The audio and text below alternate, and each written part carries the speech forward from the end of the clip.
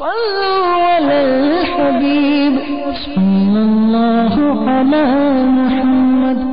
Please take note that the programs and other transmissions aired on Madani channel may contain clips of various occasions and audible editing. صلوا على الحبيب صلى الله على محمد صلى الله عليه وسلم. صلوا على الحبيب صلى الله على محمد. نیت المؤمن خیر من عملہ. The intention of a mu'min, true believer, is better than his action. Before watching this program, please make good intentions in order to seek the pleasure of Allah Azza wa Jal and to gain lots of virtues. For the sake of gaining the pleasure of Allah Azza wa Jal, I will seek ilm deen. After acquiring knowledge from this program, I will convey it to others as an invitation towards righteousness. I will note down the important points. I will watch this program from beginning to end. Insha'Allah Azza wa Jal. میں مبلغ بنو ذلتوں کا خوب چرچا کروں ذلتوں کا، ہو کرم بہر خاک مدینہ. الحمدللہ رب العالمین، والصلاة والسلام على سید الانبیاء والمرسلین. اما بعد فاعوذ باللہ من الشیطان الرجیم.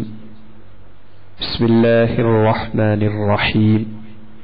الصلاة والسلام علیک یا رسول اللہ وعلى آلك وأصحابك يا حبيب الله.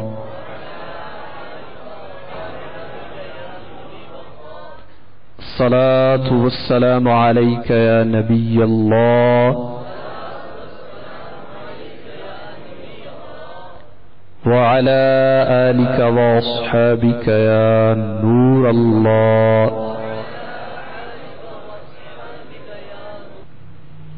دعوت اسلامی کے اشاعتی ادارے مکتبۃ المدینہ کی مطبوعہ 586 صفحات پر مشتمل کتاب بیانات عطاریہ حصہ سوم، صفحہ نمبر 108 اور 9 پر شیخ طریقت امیر اہل سنت بانی دعوت اسلامی حضرت علامہ الحاج ابو بلال مولانا محمد الیاس ستار قادری رضوی درود پاک کی فضیلت میں نقل فرماتے ہیں. القول البدیع میں ہے کہ حضرت سیدنا شیخ احمد بن منصور علیہ رحمت اللہ الغفور کو بعد وفات کسی نے خواب میں اس حال میں دیکھا کہ وہ جنتی خلا یعنی لباس زیب تن کیے ہوئے ہیں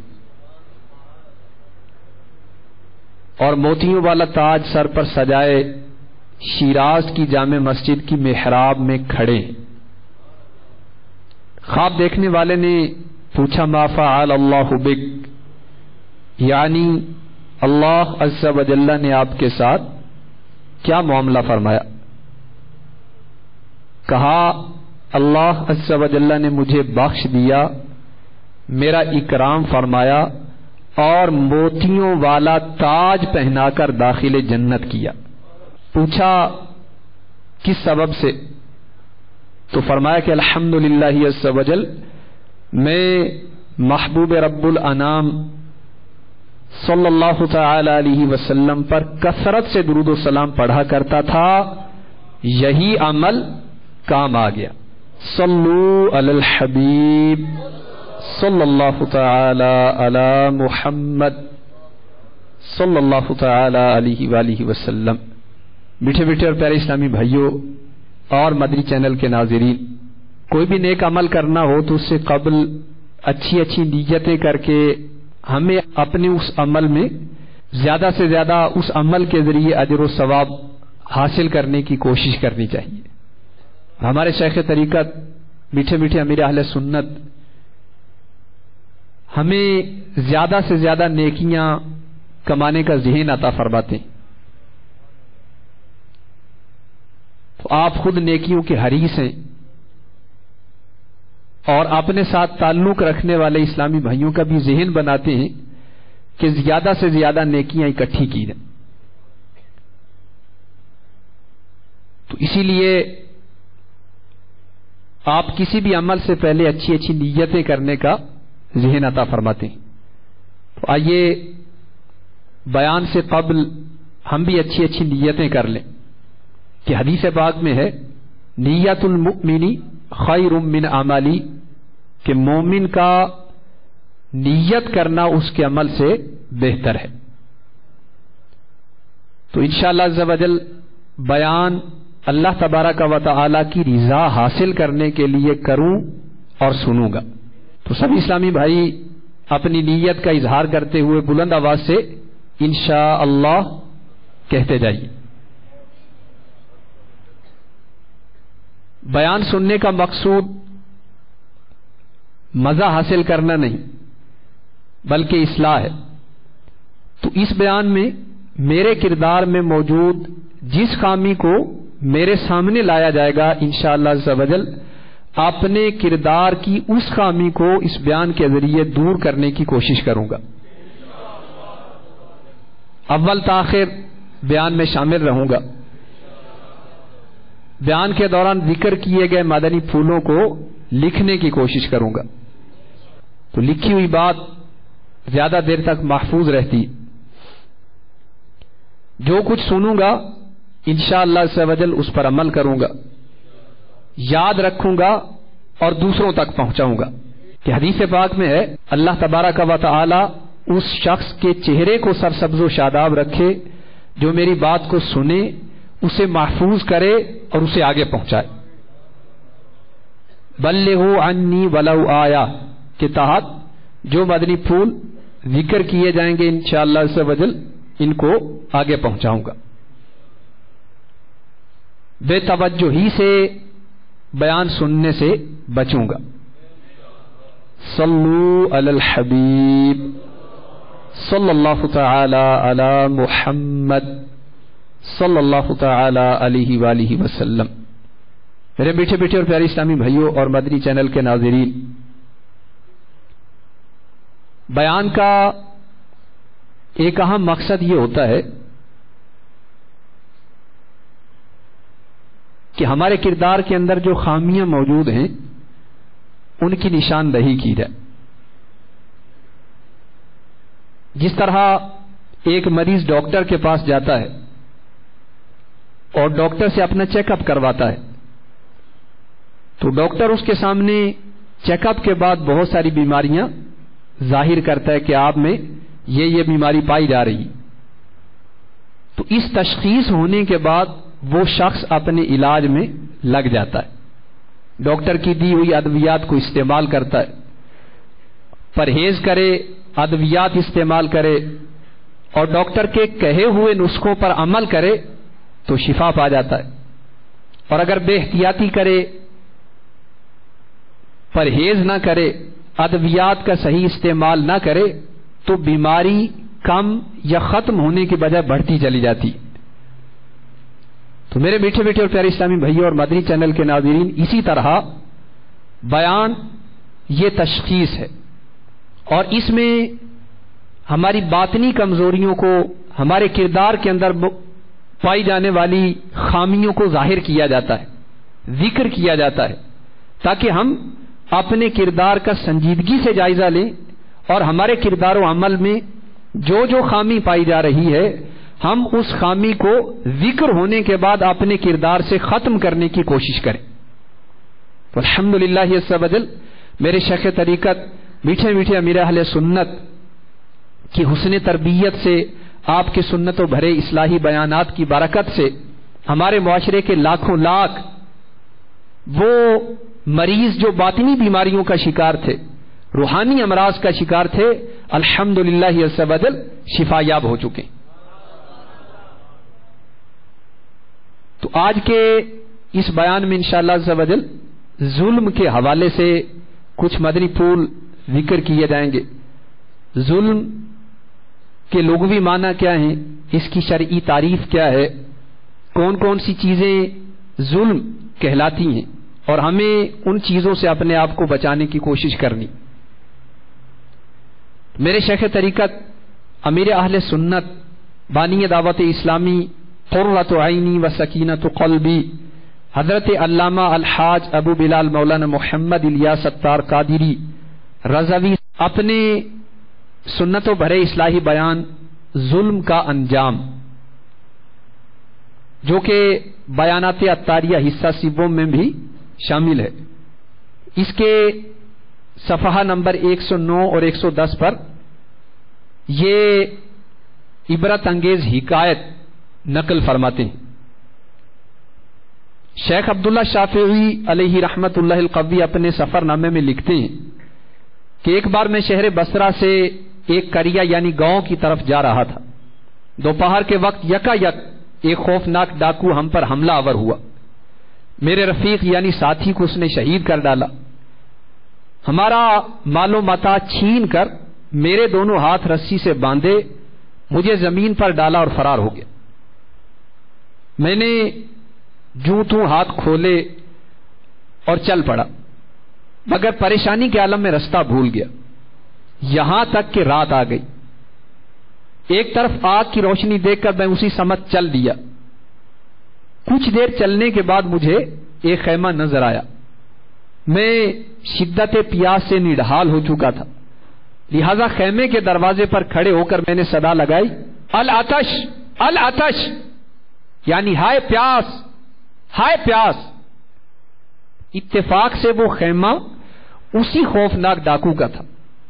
میری پکار سن کر بجائے پانی کے ننگی تلوار لیے وہ باہر نکلا اور چاہا کہ ایک ہی بار میں میرا کام تمام کر دے. اس کی بیوی آڑے آئی, مگر وہ نہ مانا اور مجھے گھسیٹتا ہوا دور جنگل میں لے آیا اور میرے سینے پر چڑھ گیا. میرے گلے پر تلوار رکھ کر مجھے ذبح کرنے ہی والا تھا کہ یکا یک جھاڑیوں کی طرف سے ایک شیر دھاڑتا ہوا برآمد ہوا. شیر کو دیکھ کر خوف کے مارے ڈاکو دور جا گرا. شیر نے جھپٹ کر اسے چیر پھاڑ ڈالا اور جھاڑیوں میں غائب ہو گیا. میں اس غیبی امداد پر خدا عز و جل کا شکر بجا لایا. سچ ہے کہ برے کام کا انجام برا ہے. تو میرے میٹھے میٹھے اور پیارے اسلامی بھائیوں اور مدنی چینل کے ناظرین, دیکھا آپ نے ظلم کا انجام کس قدر بھیانک ہے. حضرت سیدنا شیخ محمد بن اسماعیل بخاری علیہ رحمت اللہ الباری اپنی صحیح بخاری جلد سیوم حدیث پاک نمبر 4686 میں نقل کرتے ہیں. حضرت سیدنا ابو موسیٰ اشعری رضی اللہ تعالی عنہ سے روایت ہے کہ سرکار مدینہ منورہ سلطان مکہ مکرمہ صلی اللہ تعالی علیہ وسلم نے ارشاد فرمایا, بے شک اللہ عز و جل ظالم کو مہلت دیتا ہے یہاں تک کہ جب اس کو اپنی پکڑ میں لیتا ہے تو پھر اس کو نہیں چھوڑتا. یہ فرما کر سرکار نامدار صلی اللہ تعالی علیہ وآلہ وسلم نے پارہ 12 سورہ ہود کی آیت نمبر 102 تلاوت فرمائی. ترجمہ قرآن کنز ایمان, اور ایسی ہی پکڑ ہے تیرے رب کی جب بستیوں کو پکڑتا ہے ان کے ظلم پر, بے شک اس کی پکڑ دردناک کر رہی ہے. دہشت گردوں, لٹیروں, قتل و غارت گری کا بازار گرم کرنے والوں کو اس بیان کردہ حکایت سے عبرت حاصل کرنی چاہیے. انہیں اپنے انجام سے بے خبر نہیں رہنا چاہیے. آخرت کی سزا کون برداشت کر سکتا ہے؟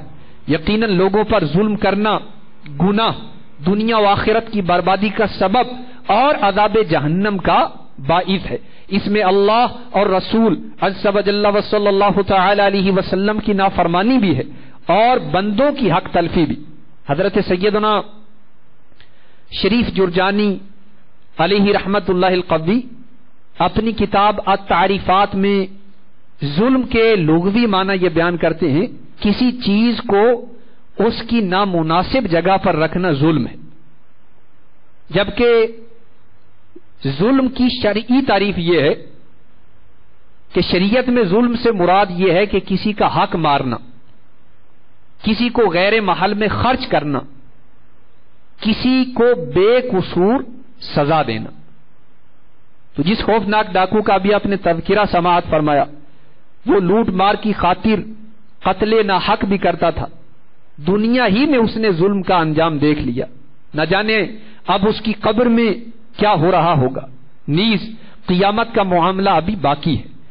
آج بھی ڈاکو عموماً مال کے لالچ میں قتل کر ڈالتے ہیں۔ یاد رکھیے قتل ناحق انتہائی بھیانک جرم ہے، چنانچہ حضرت سیدنا محمد بن عیسیٰ ترمذی علیہ رحمت اللہ القوی اپنے مشہور مجموعہ احادیث ترمذی میں حدیث پاک نمبر 1403 میں حضرت سیدنا ابو سعید خدری اور سیدنا ابو ہریرہ رضی اللہ تعالی عنہما سے روایت کرتے ہیں، اگر تمام آسمان و زمین والے ایک مسلمان کا خون کرنے میں شریک ہو جائیں تو اللہ عز و جل ان سبوں کو منہ کے بل اوندھا کر کے جہنم میں ڈال دے گا۔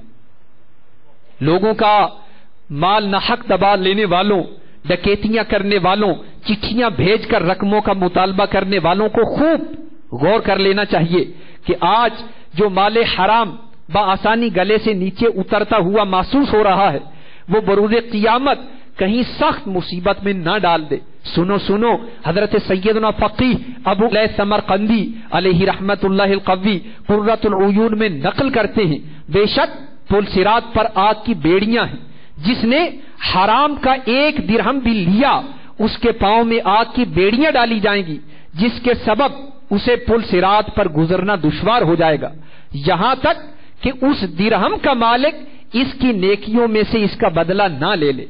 اگر اس کے پاس نیکیاں نہیں ہوں گی تو وہ اس کے گناہوں کا بوجھ بھی اٹھائے گا اور جہنم میں گر پڑے گا۔ حضرت سیدنا مسلم بن حجاج قشیری علیہ رحمت اللہ القوی اپنے مجموعہ حدیث صحیح مسلم شریف حدیث پاک نمبر 2581 میں نقل کرتے ہیں، سرکار نامدار، مدینے کے تاجدار، رسولوں کے سالار، نبیوں کے سردار، ہم غریبوں کے غم گسار، ہم بے کسوں کے مددگار، شفیع روز شمار، جناب احمد مختار صلی اللہ تعالی علیہ وسلم نے استفسار فرمایا، کیا تم جانتے ہو کہ مفلس کون ہے؟ صحابہ کرام علیہم رضوان نے عرض کی، یا رسول اللہ عز و جل و صلی اللہ تعالی علیہ وسلم، جس کے پاس دراہیم و سامان نہ ہو وہ مفلس ہے۔ فرمایا کہ میری امت میں مفلس وہ ہے جو قیامت کے دن نماز، روزے اور زکوٰۃ لے کر آیا اور یوں آیا کہ اسے گالی دی، اس پر تہمت لگائی، اس کا مال کھایا، اس کا خون بہایا، اسے مارا، تو اس کی نیکیوں میں سے کچھ اس مظلوم کو دے دی جائیں گی، کچھ اس مظلوم کو، پھر اگر اس کے ذمے جو حقوق تھے ان کی ادائیگی سے پہلے اس کی نیکیاں ختم ہو جائیں تو ان مظلوموں کی خطائیں لے کر اس ظالم پر ڈال دی جائیں، پھر اسے آگ میں پھینک دیا جائے۔ اے نمازیوں، اے روزہ داروں، اے حاجیوں، اے پوری زکوٰۃ ادا کرنے والوں، اے خیرات و حسنات میں حصہ لینے والوں، اے نیک صورت نظر آنے والوں، ڈر جاؤ، لرز اٹھو، حقیقت میں مفلس وہ ہے جو نماز، روزہ، حج، زکوٰۃ، صدقات، سخاوتیں، فلاحی کاموں اور بڑی بڑی نیکیوں کے باوجود قیامت میں خالی کا خالی رہ جائے، جن کو کبھی گالی دے کر، کبھی بلا اجازت شرعی ڈانٹ کر، بے عزتی کر کے، ذلیل کر کے، مار پیٹ کر کے، عاریتاً چیزیں لے کر قصداً واپس نہ لوٹا کر، قرض دبا کر، دل دکھا کر ناراض کر دیا ہوگا، وہ اس کی ساری نیکیاں لے جائیں گے اور نیکیاں ختم ہو جانے کی صورت میں ان کے گناہوں کا بوجھ اٹھا کر یہ واصل جہنم کر دیا جائے گا۔ صحیح مسلم شریف حدیث پاک نمبر 2582 میں ہے، اللہ کے محبوب دانائے غیوب صلی اللہ تعالی علیہ وسلم کا فرمان عبرت نشان ہے، تم لوگ حقوق حق والوں کے سپرد کر دو گے حتیٰ کہ بے سینگ والی کا سینگ والی بکری سے بدلہ لیا جائے گا۔ مطلب یہ کہ اگر تم نے دنیا میں لوگوں کے حقوق ادا نہ کیے تو لا محالہ یعنی ہر صورت میں قیامت میں ادا کرو گے، تو دنیا میں مال سے اور آخرت میں اعمال سے. لہذا بہتری اسی میں ہے کہ دنیا ہی میں جس کا جو حق بنتا ہو ادا کر دو، ورنہ پچھتانا پڑے گا. مرآت شرح مشکات میں ہے، جانور اگرچہ شرعی احکام کے مکلف یعنی پابند نہیں ہیں، مگر حقوق العباد جانوروں کو بھی ادا کرنے ہوں گے. تو اللہ تبارک و تعالی کا خوف رکھنے والے حضرات حقوق العباد کے بظاہر معمولی نظر آنے والے معاملات میں بھی ایسی احتیاط کرتے ہیں کہ حیرت میں ڈال دیتے ہیں. چنانچہ حضرت سیدنا ابراہیم بن ادہم علیہ رحمت اللہ الاکرم نے ایک باغ کے اندر نہر میں سیب دیکھا، اٹھایا اور کھا لیا. کھاتے تو کھا لیا مگر پھر پریشان ہو گئے کہ یہ میں نے کیا کیا، میں نے اس کے مالک کی اجازت کے بغیر کیوں کھایا. چنانچہ تلاشتے تلاشتے باغ تک پہنچے، اس باغ کے مالک کے بارے میں پتہ کیا تو باغ کی مالکہ ایک خاتون نکلی. آپ نے ان سے معافی مانگتے ہوئے معذرت طلب کی. اس نے عرض کی کہ یہ باغ میرا اور بادشاہ کا مشترکہ ہے، میں اپنا حق تو معاف کرتی ہوں لیکن اس باغ کے اندر جو بادشاہ کا حصہ ہے اس کا حق معاف کرنے کا وہی مجاز ہے، مجھے تو اختیار نہیں. تو بادشاہ بلخ میں تھا، لہذا حضرت سیدنا ابراہیم بن ادہم علیہ رحمت اللہ الاکرم نے آدھا سیب معاف کروانے کے لیے بلخ کا سفر اختیار کیا اور بادشاہ کے پاس جا کر وہ آدھا سیب بھی معاف کروا کر ہی دم لیا. میرے میٹھے میٹھے اور پیارے اسلامی بھائیوں، اس حکایت میں بغیر پوچھے دوسروں کی چیزیں ہڑپ کر جانے والوں، سبزیوں اور پھلوں کی ریڑیوں سے چپ چاپ کچھ نہ کچھ اٹھا کر اپنی ٹوکری یا جیب میں ڈال لینے والوں کے لیے عبرت ہی عبرت ہے. بظاہر معمولی نظر آنے والی شے بھی اگر بغیر اجازت استعمال کر ڈالی اور قیامت کے روز پکڑے گئے تو کیا بنے گا.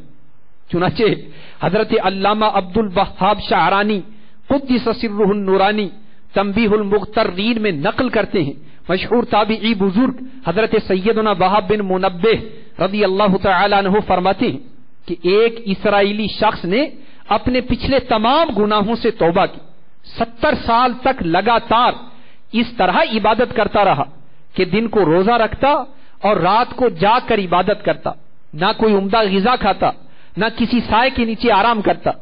اس کے انتقال کے بعد کسی نے خواب میں دے کر پوچھا ما فعل اللہ بک، اللہ تبارک و تعالی نے آپ کے ساتھ کیا معاملہ فرمایا؟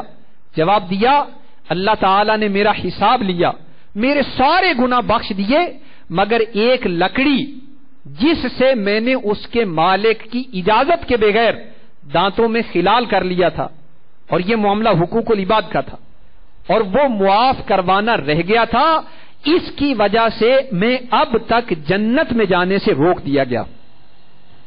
میرے میٹھے میٹھے اور پیارے اسلامی بھائیوں، ذرا غور تو کیجیے، ایک تنکا جنت میں داخلے سے مانے یعنی رکاوٹ ہو گیا اور اب معمولی لکڑی کے خلال کی تو بات ہی کہاں ہے. بعد لوگ دوسروں کے لاکھوں لاکھ بلکہ کروڑوں روپے ہڑپ کر جاتے ہیں اور ڈکار تک نہیں لیتے. اللہ عز و جل ہدایت عنایت فرمائے، آمین. ایک اور عبرتناک حکایت ملاحظہ فرمائیے جس میں صرف ایک گیہوں کے دانے کے بلا اجازت کھانے کے نہیں، صرف توڑ ڈالنے کے اخروی نقصان کا تذکرہ ہے. چنانچہ مرقات المفاتیح میں سیدنا ملا علی قاری علیہ رحمت اللہ الباری حدیث پاک نمبر 5083 کے تحت یہ حکایت بیان کرتے ہیں کہ ایک شخص کو بعد وفات کسی نے خواب میں دے کر پوچھا ما فعل اللہ بک، اللہ تبارک و تعالی نے تیرے ساتھ کیا معاملہ فرمایا؟ کہا اللہ عز و جل نے مجھے بخش دیا لیکن حساب کتاب ہوا، یہاں تک کہ اس دن کے بارے میں بھی مجھ سے پوچھ گچھ ہوئی جس روز میں روزے سے تھا اور اپنے ایک دوست کی دکان پر بیٹھا ہوا تھا. جب افطار کا وقت ہوا تو میں نے گیہوں کی ایک بوری میں سے گیہوں کا ایک دانہ اٹھا لیا اور اس کو توڑ کر کھانا ہی چاہتا تھا کہ ایک دم مجھے احساس ہوا کہ یہ دانہ میرا نہیں. چنانچہ میں نے اسے جہاں سے اٹھایا تھا فوراً اسی جگہ پر ڈال دیا اور اس کا بھی حساب لیا گیا یہاں تک کہ اس پرائے گیہوں کے توڑے جانے والے دانے کے نقصان کے بقدر میری نیکیاں مجھ سے لے لی گئی. میرے میٹھے میٹھے اور پیارے اسلامی بھائیوں، دیکھا آپ نے ایک پرایا گندم کا دانہ بغیر اجازت توڑ دینا بھی نقصان قیامت کا سبب ہو سکتا ہے، اور اب صرف گیہوں کا دانہ توڑنے یا کھا جانے ہی کی بات کہاں ہے. آج کل تو کئی لوگ بغیر دعوت کے دوسروں کے یہاں کھانا ہی کھا ڈالتے ہیں، حالانکہ بغیر بلائے کسی کی دعوت میں گھس جانا شرعن منع ہے. چنانچہ سنن ابو داود حدیث پاک نمبر 3741 میں ہے، رحمت عالم صلی اللہ تعالی علیہ وسلم نے ارشاد فرمایا کہ جو بغیر بلائے گیا وہ چور ہو کر گھسا اور غارت گری کر کے نکلا. نیز آج کل قرض کے نام پر لوگوں کے ہزاروں بلکہ لاکھوں روپے ہڑپ کر لیے جاتے ہیں. ابھی تو یہ سب آسان لگ رہا ہے، لیکن قیامت میں بہت مہنگا پڑ جائے گا. اے لوگوں کا قرضہ دبا لینے والوں، کان کھول کر سنو، میرے آقا اعلی حضرت امام اہل سنت مجدد دین و ملت مولانا شاہ امام احمد رضا خان علیہ رحمت الرحمان فتاوی رضویہ جلد 25 صفحہ 69 پر یہ نقل کرتے ہیں کہ جو دنیا میں کسی کے 3 پیسے دین یعنی قرض دبا لے گا، بروز قیامت اس کے بدلے 700 با جماعت نمازیں دینا پڑ جائیں گی. جی ہاں، جو کسی کا قرضہ دبا لے وہ ظالم ہے اور سخت نقصان و خسران میں ہے. حضرت سیدنا سلیمان طبرانی قدس سرہ النورانی اپنے مجموعہ حدیث طبرانی حدیث پاک نمبر 3969 میں نقل کرتے ہیں، سرکار مدینہ منورہ سردار مکہ مکرمہ صلی اللہ تعالی علیہ وسلم نے ارشاد فرمایا، جس کا مفہوم ہے کہ ظالم کی نیکیاں مظلوم کو اور مظلوم کے گناہ ظالم کو دلوائے جائیں گے. تو میرے میٹھے میٹھے اور پیارے اسلامی بھائیوں اور مدنی چینل کے ناظرین، ہمارے کردار کے اندر یقیناً خامیاں ہیں. تو ہمارا ذہن یہ ہونا چاہیے کہ میں اپنے کردار کو اپنی شریعت پر پیش کروں، میں اپنے کردار کو قرآن پاک کی تعلیمات پر پیش کروں، میں اپنے کردار کو سرکار دو عالم صلی اللہ علیہ وسلم کی سنتوں پر پیش کروں، میں اپنے کردار کو صحابہ کرام کے طرز عمل پر پیش کروں، میں اپنے کردار کو اولیاء کرام کی سیرتوں پر پیش کروں. تو میرے کردار میں کہاں کہاں خامی موجود ہے؟ میرا کردار قرآن و سنت کے موافق کیوں نہیں ہے؟ صحابہ کرام اور اولیاء کرام کی سیرتوں کے مطابق کیوں نہیں ہے؟ تو جہاں جہاں میرے کردار میں خامی موجود ہو، میری اولین کوشش ہونی چاہیے کہ میں اپنے کردار میں پائی جانے والی اس خامی کو دور کروں. کہیں ایسا نہ ہو کہ وہ خامی بروز قیامت میرے لیے اللہ تبارک و تعالی کے قہر و غضب کا سبب بن جائے. تو ہمارے کردار میں موجود ایک خامی کی طرف ہماری توجہ دلائی جا رہی ہے کہ ہم بے احتیاطی میں دوسروں کے حقوق ضائع کر ڈالتے ہیں، ہمیں کانوں کان خبر نہیں ہوتی. اور کئی لوگ سہون نہیں یعنی بھول کرنی قصدن اور جان بوجھ کر دوسروں کے حقوق ضائع کرتے ہیں. تو دوسروں پر ظلم کرنا، ان کے حقوق ضائع کرنا، ہمارے کردار کے اندر یہ جو خامی پائی جا رہی ہے، اس کا سلسلہ کب تھمے گا؟ یہ کردار کی خامی کب دور ہوگی؟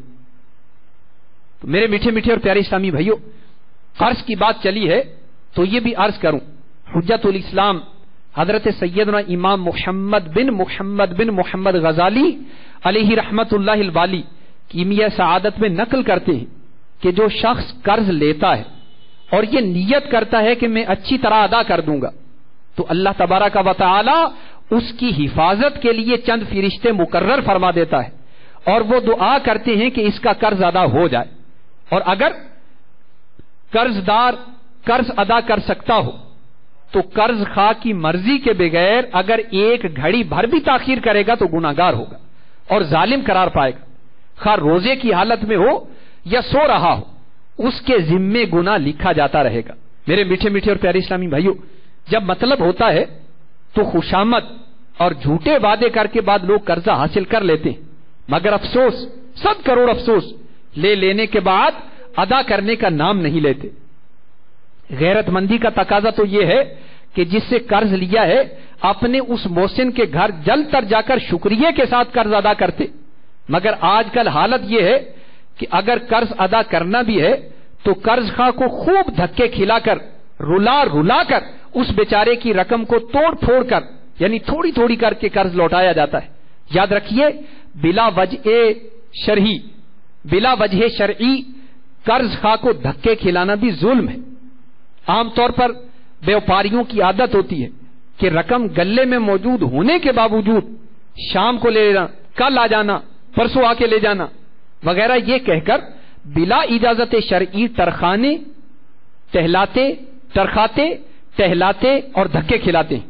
یہ نہیں سوچتے کہ ہم کتنا بڑا وبال اپنے سر لے رہے۔ اگر شام کو قرض چکانے سے پہلے ہی موت قصہ تمام کر دے تو کیا کریں گے؟ تو اگر شام کو قرض چکانا ہی ہے تو ابھی صبح کے وقت چکا دینے میں حرج ہی کیا ہے؟ تو میرے میٹھے میٹھے اور پیارے اسلامی بھائیوں، بندوں کی حق تلفی آخرت کے لیے بہت زیادہ نقصان دہ۔ حضرت سیدنا احمد بن حرب علیہ رحمت الرب فرماتے ہیں کئی لوگ نیکیوں کی کثیر دولت لیے دنیا سے مالدار رخصت ہوں گے، مگر بندوں کی حق تلفیوں کے باعث قیامت کے دن اپنی ساری نیکیاں کھو بیٹھیں گے اور یوں غریب و نادار ہو جائیں گے۔ حضرت سیدنا شیخ ابو طالب مکی علیہ رحمت اللہ القوی قوت القلوب میں فرماتے ہیں کہ زیادہ تر اپنے نہیں بلکہ دوسروں کے گناہ ہی دوزخ میں داخلے کا باعث ہوں گے۔ جو حقوق العباد تلف کرنے کے سبب انسان پر ڈال دیے جائیں گے، نیز بے شمار افراد اپنی نیکیوں کے سبب نہیں بلکہ دوسروں کی نیکیاں حاصل کر کے جنت میں داخل ہو جائیں گے۔ تو ظاہر ہے کہ دوسروں کی نیکیاں حاصل کرنے والے وہی ہوں گے جن کی دنیا میں دل آزاریاں اور حق تلفیاں ہوئی ہوں گی۔ یوں بروز قیامت مظلوم اور دکھیارے ہی فائدے میں رہیں گے۔ تو میرے میٹھے میٹھے اور پیارے اسلامی بھائیوں اور مدنی چینل کے ناظرین، کسی بھی مسلمان کی بلا وجہ شرعی دل آزاری کرنا حرام اور جہنم میں لے جانے والا کام ہے۔ تو یہاں مظفر آباد کے اس اجتماع میں شامل میرا ہر اسلامی بھائی اور مدنی چینل کا ہر ناظر اس بات پر غور کرے کہ کہیں میری وجہ سے بلا وجہ کسی کا دل تو نہیں دکھا، میں نے کسی کی دل آزاری تو نہیں کی۔ اگر خدا نہ خواستہ ایسا ہو کہ میری وجہ سے کسی کا دل دکھا ہو، چاہے وہ میری بیوی ہو، چاہے وہ میرے بچے ہوں، چاہے وہ میرے شاگرد ہوں، چاہے وہ میرے اساتذہ ہوں، چاہے وہ میرے ہم منصب ہوں، میرے رفیق ہوں، جس آفس میں میں کام کرتا ہوں وہاں کے رہنے والے ہوں، غرض جس کے ساتھ میرا تعلق ہے، میرا ہر اسلامی بھائی اس پر غور کرے کہ کہیں میری وجہ سے کسی کا دل تو نہیں دکھا۔ تو اگر میں نے کسی کا دل دکھایا ہو تو ہر اسلامی بھائی کوشش کرے کہ جس کا دل میری وجہ سے بلا وجہ دکھا ہے اس سے معافی مانگ لی جائے، اس کو راضی کر لیا جائے۔ تو حقوق العباد کا معاملہ بڑا نازک ہے، مگر آج کل بے باکی کا دورہ ہے۔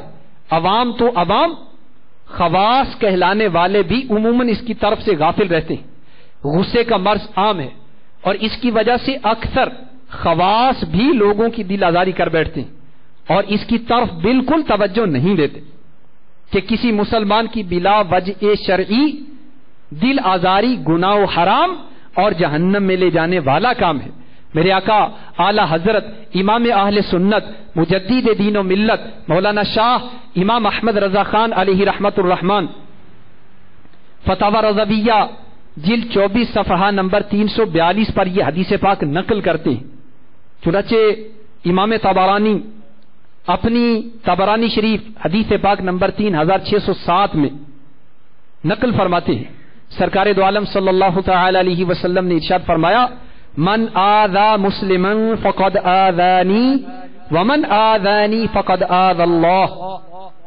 جس نے بلا وجہ شرعی کسی مسلمان کو ایذا دی اس نے مجھے ایذا دی، اور جس نے مجھے ایذا دی اس نے اللہ عز و جل کو ایذا دی، اور اللہ و رسول عز و جل و صلی اللہ تعالی علیہ وسلم کو ایذا دینے والوں کے بارے میں اللہ تبارک و تعالی پارہ 22 سورۃ الاحزاب کی آیت نمبر 57 میں ارشاد فرماتا ہے، ترجمہ کنز الایمان، بے شک جو ایذا دیتے ہیں اللہ اور اس کے رسول کو، ان پر اللہ کی لعنت ہے دنیا و آخرت میں، اور اللہ نے ان کے لیے ذلت کا عذاب تیار کر رکھا ہے۔ پیارے پیارے اسلامی بھائیوں اور مدنی چینل کے ناظرین، اگر آپ کبھی کسی مسلمان کی بلا وجہ شرعی دل آزاری کر بیٹھے ہیں تو آپ کو چاہیے کہ اس سے کیسا ہی قریبی رشتہ ہے، بڑے بھائی ہیں، والد ہیں، شوہر ہیں، سسر ہیں، یا کتنے ہی بڑے رتبے کے مالک ہیں، چاہے صدر ہیں یا وزیر ہیں، استاد ہیں یا پیر ہیں، مؤذن ہیں یا امام ہیں یا خطیب ہیں، جو کچھ بھی ہیں، بغیر شرمائے توبہ بھی کیجیے اور اس بندے سے معافی مانگ کر اس کو راضی بھی کر لیجیے، ورنہ جہنم کا ہولناک عذاب برداشت نہیں ہو سکے گا۔ سنو سنو، حضرت سیدنا یزید بن شجرہ علیہ رحمت اللہ فرماتے ہیں کہ جس طرح سمندر کے کنارے ہوتے ہیں اسی طرح جہنم کے بھی کنارے ہیں، جن میں بختی اونٹوں جیسے سانپ اور خچروں جیسے بچھو رہتے ہیں۔ اہل جہنم جب عذاب میں کمی کے لیے فریاد کریں گے تو حکم ہوگا کناروں سے باہر نکلو، وہ جو ہی نکلیں گے تو وہ سانپ انہیں ہونٹوں اور چہروں سے پکڑ لیں گے اور ان کی کھال تک اتار لیں گے۔ وہ لوگ وہاں سے بچنے کے لیے آگ کی طرف بھاگیں گے، پھر ان پر کھجلی یعنی خارش مسلط کر دی جائے گی، وہ اس قدر کھجائیں گے کہ ان کا گوشت پوست سب جھڑ جائے گا اور صرف ہڈیاں رہ جائیں گی۔ پکار پڑے گی، اے فلاں کیا تجھے تکلیف ہو رہی ہے؟ وہ کہے گا ہاں، تو کہا جائے گا یہ اس ایذا کا بدلہ ہے جو تو مومنوں کو دیا کرتا تھا۔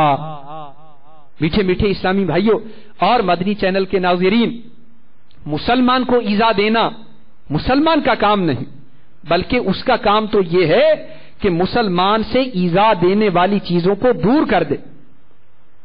میرے آقا دو عالم کے داتا مکی مدنی مصطفیٰ صلی اللہ تعالی علیہ وآلہ وسلم کا فرمان عالی شان ہے، صحیح بخاری شریف حدیث پاک نمبر 10، رحمت عالم صلی اللہ علیہ وسلم نے ارشاد فرمایا، المسلم من سلم المسلمون من لسانه ويده والمہاجر من حجر ما نهى اللہ عنہ، کہ کامل مسلمان وہ ہے جس کے زبان اور ہاتھ سے مسلمان کو تکلیف نہ پہنچے، اور کامل مہاجر وہ ہے جو اس چیز کو چھوڑ دے جس سے اللہ تعالی نے منع کیا ہے۔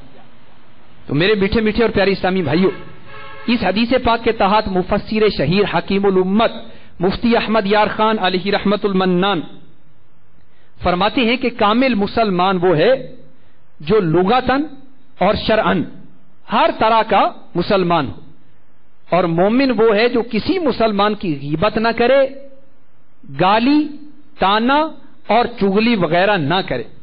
غیبت کے خلاف جنگ، غیبت کریں گے نہ غیبت سنیں گے، محبتوں کے چور۔ تو کامل مسلمان وہ ہے جو کسی مسلمان کی غیبت نہ کرے، کسی کی چغلی نہ کھائے، کسی کو گالی نہ دے، کسی پر تانا زنی نہ کرے، کسی کو مارے نہ کسی کو پیٹے، نہ اس کے خلاف کچھ تحریر کرے۔ مفتی صاحب مزید فرماتے ہیں کہ کامل مہاجر وہ مسلمان ہے جو ترک وطن کے ساتھ ساتھ ترک گناہ بھی کرے، یا گناہ چھوڑنا بھی لغتاً ہجرت ہے جو ہمیشہ جاری رہے گی۔ تو گویا کامل مہاجر وہ ہے جو گناہوں سے ہجرت کر جائے۔ تو میرے میٹھے میٹھے اور پیارے اسلامی بھائیوں، ہمارے گرد و پیش میں کتنے گناہ ہوتے ہیں، ہمارا کردار کتنے گناہوں کی آلودگیوں میں ڈوبا ہوا ہے۔ تو میرا ہر اسلامی بھائی اس پر غور کرے کہ میں ان گناہوں سے ہجرت کب کروں گا، شراب نوشی سے ہجرت کب کی جائے گی، جوا بازی سے ہجرت کب کی جائے گی، بدکاریوں سے ہجرت کب کی جائے گی، تاش کھیلنے سے ہجرت کب کی جائے گی، اللہ اور اللہ کے رسول کی نافرمانیوں سے ہجرت کب کی جائے گی۔ تو کاش کہ ہم گناہوں سے ہجرت کر کے نیکیوں کے دامن میں آباد ہو جائیں۔ تو اپنے آپ کو ظلم سے بچائیے، دوسروں پر ظلم کرنے سے بچائیے۔ پیارے آقا مکی مدنی مصطفیٰ صلی اللہ تعالی علیہ وسلم کا فرمان عالی شان ہے، صحیح مسلم شریف حدیث پاک نمبر 2617، کہ میں نے ایک شخص کو جنت میں گھومتے ہوئے دیکھا، جدھر چاہتا ہے نکل جاتا ہے، کیونکہ اس نے اس دنیا میں ایک ایسے درخت کو رستے سے کاٹ دیا تھا جو کہ لوگوں کو تکلیف دیتا تھا۔ تو میرے میٹھے میٹھے اور پیارے اسلامی بھائیوں، ہمارے پیارے پیارے آقا میٹھے میٹھے مصطفیٰ صلی اللہ تعالی علیہ وسلم نے اپنے اسوہ حسنہ کے ذریعے ہم غلاموں کو حقوق العباد کا خیال رکھنے کی جس حسین انداز سے تعلیم دی ہے اس کی ایک رکت انگیز جھلک ملاحظہ فرمائیے.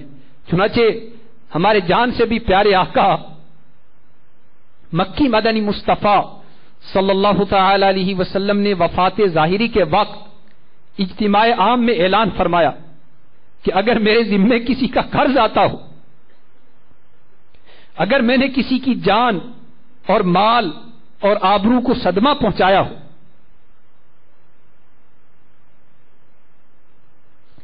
تو میری جان اور مال اور آبرو حاضر ہے، اس دنیا میں بدلہ لے لے. تم میں سے کوئی یہ اندیشہ نہ کرے کہ اگر کسی نے مجھ سے بدلہ لیا تو میں ناراض ہو جاؤں گا. یہ میری شان نہیں. مجھے یہ امر بہت پسند ہے کہ اگر کسی کا حق میرے ذمے ہے تو وہ مجھ سے وصول کر لے یا مجھے معاف کر دے. پھر آپ صلی اللہ تعالی علیہ وسلم نے ارشاد فرمایا، اے لوگوں، جس شخص پر کوئی حق ہو اسے چاہیے کہ وہ ادا کرے اور یہ خیال نہ کرے کہ رسوائی ہوگی، اس لیے کہ دنیا کی رسوائی آخرت کی رسوائی سے بہت آسان ہے. میرے میٹھے میٹھے اور پیارے اسلامی بھائیوں اور مدنی چینل کے ناظرین، ہمارے آقا صلی اللہ علیہ وسلم نے ہماری کیسی تربیت فرمائی. حالانکہ آپ سید المعصومین ہیں، آپ تو راحت ہر قلب ناشاد ہیں. تصور ہی نہیں کیا جا سکتا کہ آقا نے کسی کا حق ضائع کیا ہو. اس کے باوجود آپ صلی اللہ علیہ وآلہ وسلم لوگوں سے حقوق کی معافی کا ارشاد فرمائے. تو یہ ہماری تعلیم کے لیے، ہمیں سمجھانے کے لیے، ہمیں تربیت دینے کے لیے. تو کاش کہ ہمارا ذہن بن جائے کہ ہم نے جس کا دل دکھایا ہو، جس کسی پر ظلم کیا ہو، جس کا کوئی حق دبایا ہو، تو ہم صاحب حق کو اس کا حق ادا کریں، مظلوم سے معافی مانگیں اور جس کا حق ضائع کیا اس سے بھی اپنے حقوق معاف کروا لیں. ہمارے آقا صلی اللہ علیہ وسلم کے حسن تربیت سے صحابہ کرام علیہ رضوان بھی حقوق کی ادائیگی کے علمبردار تھے. چنانچہ حضرت سیدنا عثمان غنی رضی اللہ تعالی عنہ نے اپنے غلام سے فرمایا کہ میں نے ایک مرتبہ تیرا کان مروڑا تھا، اس لیے تو مجھ سے اس کا بدلہ لے لے. تو میرے میٹھے میٹھے اور پیارے اسلامی بھائیوں اور مدنی چینل کے ناظرین، کسی بھی مسلمان کو گھورنا، اس کو ڈرانا، اس کی بھی اجازت نہیں. چنانچہ سنن ابو داود حدیث پاک نمبر 5004 میں ہے، سرکار دو عالم صلی اللہ علیہ وسلم نے ارشاد فرمایا، کسی مسلمان کو جائز نہیں کہ وہ کسی مسلمان کو خوف زدہ کرے. ایک اور حدیث پاک میں ہے کہ مسلمان کے لیے جائز نہیں کہ دوسرے مسلمان کی طرف آنکھ سے اس طرح اشارہ کرے جس سے تکلیف پہنچے. میرے میٹھے میٹھے اسلامی بھائیوں اور مدنی چینل کے ناظرین، معلوم ہوا کہ مسلمان دوسرے مسلمان کا محافظ اور غمخوار ہوتا ہے. آپس میں لڑنا جھگڑنا یہ مسلمان کا شیوا نہیں، بلکہ اس سے بہت بڑے نقصانات ہو جاتے ہیں. جیسا کہ حضرت سیدنا شیخ محمد بن اسماعیل بخاری علیہ رحمت اللہ الباری اپنی صحیح بخاری حدیث پاک نمبر 2023 میں نقل کرتے ہیں. حضرت سیدنا عبادہ بن صامت رضی اللہ تعالی عنہ فرماتے ہیں کہ مکی مدنی آقا صلی اللہ تعالی علیہ وسلم باہر تشریف لائے تاکہ ہمیں شب قدر بتائیں کہ کس رات میں. دو مسلمان آپس میں جھگڑ رہے تھے. سرکار دو عالم صلی اللہ علیہ وسلم نے ارشاد فرمایا، میں اس لیے آیا تھا کہ تمہیں شب قدر بتاؤں، مگر فلاں فلاں شخص جھگڑ رہے تھے اس لیے اس کا تعین اٹھا لیا گیا. میرے میٹھے اور پیارے اسلامی بھائیوں اور مدنی چینل کے ناظرین، اس حدیث مبارکہ میں ہمارے لیے زبردست درس عبرت ہے کہ ہمارے پیارے آقا صلی اللہ تعالی علیہ وسلم شب قدر کی نشاندہی فرمانے ہی والے تھے کہ شب قدر کس رات میں کہ دو مسلمانوں کا باہم لڑنا یہ رکاوٹ بن گیا اور ہمیشہ ہمیشہ کے لیے شب قدر کو مخفی یعنی پوشیدہ کر دیا گیا. تو اس سے اندازہ کیجئے کہ آپس کا جھگڑا کس قدر نقصان دہ، مگر جھگڑالو مزاج کے لوگوں کو کون سمجھائے. آج کل تو بعض مسلمان بڑے فخر سے یہ کہتے ہوئے سنائی دے رہے ہیں کہ میاں اس دنیا میں شریف رہ کر گزارا ہی نہیں، ہم تو شریفوں کے ساتھ شریف اور بدماشوں کے ساتھ بدماش ہیں، اور صرف کہنے پر ہی اکتفا نہیں، بسا اوقات تو معمولی سی بات پر بھی پہلے زبان درازی، پھر دست اندازی، پھر چاقو بازی، بلکہ گولیاں تک چل جاتی ہیں۔ 100 کروڑ افسوس، آج کے بعد مسلمان باوجود مسلمان ہونے کے کبھی پٹھان بن کر، کبھی پنجابی کہلا کر، کبھی سرائیکی بن کر، کبھی مہاجر ہو کر، کبھی سندھی اور بلوچ قومیت کا نعرہ لگا کر ایک دوسرے کا گلا کاٹ رہے ہیں، دکانوں اور گاڑیوں کو آگ لگا رہے ہیں۔ تو مسلمانوں، آپ تو ایک دوسرے کے محافظ تھے، آپ کو کیا ہو گیا ہے؟ ہمارے پیارے آقا رحمتوں والے مصطفیٰ صلی اللہ تعالی علیہ وسلم کا فرمان عالی شان تو یہ ہے کہ باہم محبت اور رحم اور نرمی میں مومنوں کی مثال ایک جسم کی طرح ہے کہ اگر ایک عضو کو تکلیف پہنچے تو سارا جسم اس تکلیف کو محسوس کرتا ہے۔ ایک شاعر نے کتنے پیارے انداز میں ہمیں سمجھایا ہے، مبتلائے درد کوئی عضو ہو روتی ہے آنکھ، کس قدر ہمدرد سارے جسم کی ہوتی ہے آنکھ۔ میرے میٹھے میٹھے اور پیارے اسلامی بھائیوں اور مدنی چینل کے ناظرین، دوسرے مسلمانوں کی خیر خواہی کا جذبہ پانے، دوسروں پر ظلم کرنے سے اپنے آپ کو بچانے، خود کو سنتوں پہ چلانے اور گناہوں کی عادت ترک فرمانے کے لیے دعوت اسلامی کے پیارے پیارے مدنی ماحول سے وابستہ ہو جائیے۔ الحمدللہ عز و جل مدنی ماحول کی برکت سے ہمارے معاشرے کے لاکھوں لاکھ وہ افراد جو کل تک گناہوں کی تاریک وادیوں میں بھٹک رہے تھے، الحمدللہ عز و جل میرے شیخ طریقت امیر اہل سنت کی حسن تربیت، نگاہ ولایت اور دعوت اسلامی کے مدنی ماحول کی برکت سے آج وہ سنتوں کی روشن شاہراہ پر گامزن ہے، ان کا رخت سفر جانب مدینہ جاری۔ تو کاش کہ ہم بھی دعوت اسلامی کے پیارے پیارے مدنی ماحول سے وابستہ ہو جائیں۔ الحمدللہ عز و جل دعوت اسلامی کے مدنی ماحول سے وابستگی فرائض و واجبات بلکہ سنن و مستحبات کا بھی لوگوں کو عامل کامل بنا دیتی۔ تو اللہ تبارک و تعالی ہمیں دعوت اسلامی کے مدنی ماحول سے وابستہ ہونے کی توفیق عطا فرمائے، وابستہ رہنے کی توفیق عطا فرمائے۔ یہ ایسا پیارا مدنی ماحول ہے کہ جو کفار کے اسلام لانے کا سبب بن رہا ہے۔ ہزاروں کی تعداد میں کفار دعوتی اسلامی کے مدنی ماحول کی برکت سے الحمدللہ عز و جل حلقہ بگوش اسلام ہو چکے۔ چنانچہ دعوت اسلامی کا ایک مدنی قافلہ نیکی کی دعوت عام کرنے، سنتوں کو عام کرنے ساؤتھ کوریا پہنچا۔ وہاں کے غیر مسلم نے قافلے والے عاشقان رسول کو دیکھا، ان کو روکا، امامے کی طرف اشارہ کرتے پوچھا یہ کیا ہے؟ تو قافلے والے عاشقان رسول جو مدنی حلیے میں تھے کہنے لگے کہ یہ امامہ شریف ہے، ہمارے پیارے نبی صلی اللہ علیہ وسلم کی سنت ہے۔ اس نے پوچھا یہ کیا ہے؟ قافلے والے عاشقان رسول نے جواب دیا کہ یہ داڑھی شریف ہے، یہ بھی ہمارے پیارے آقا صلی اللہ علیہ وسلم کی سنت ہے۔ اسی طرح اس نے کچھ مزید سوالات کیے۔ قافلے والے عاشقان رسول نے اس غیر مسلم کورین کو جوابات دیے۔ تو جوابات پانے کے بعد کہنے لگا کہ میں بہت عرصے سے اسلام کو پڑھ رہا ہوں، اسلام کیسا مذہب ہے، آج سے پہلے اسلام کی کوئی عملی تصویر میں نے نہیں دیکھی تھی، آج زندگی میں پہلی مرتبہ اسلام کی عملی تصویر میری آنکھوں کے سامنے آئی اور میرے دل کو بے حد بھائی ہے، برائے کرم آپ مجھے کلمہ پڑھا کر مسلمان کر لیجیے۔ تو دعوت اسلامی والے عاشقان رسول کے اس مدنی قافلے اور مدنی حلیے، نورانی اماموں اور پیاری پیاری داڑھیوں کی برکت سے شیطان کا وہ پجاری مصطفیٰ جان رحمت صلی اللہ تعالی علیہ وسلم کے در کا بھکاری بن گیا۔ تو دعوت اسلامی کیسا پیارا مدنی ماحول ہے کہ جو کفار کے اسلام آوری کا سبب بن رہا ہے۔ انشاءاللہ عز و جل ہم بھی دعوت اسلامی کے مدنی ماحول سے وابستہ رہ کر سنتوں کو عام کریں گے، گھر گھر میں نیکی کی دعوت عام کریں گے، انشاءاللہ عز و جل مدنی قافلوں میں سفر کریں گے، مدنی انعامات کے مطابق عمل کرنے کی کوشش کرتے رہیں گے۔ اللہ تبارک و تعالی ہمیں سچا عاشق رسول، فرائض و واجبات اور سنن و مستحبات کا عامل کامل بنائے، آمین بجاہ النبی الامین صلی اللہ تعالی علیہ وآلہ وسلم۔ صلو علی الحبیب صلی اللہ تعالی علی محمد صلی اللہ تعالی علیہ وآلہ وسلم۔ میں مبلغ بنوں سنتوں کا، خوب چرچا کروں سنتوں کا، ہو کرم بہر خاک مدینہ۔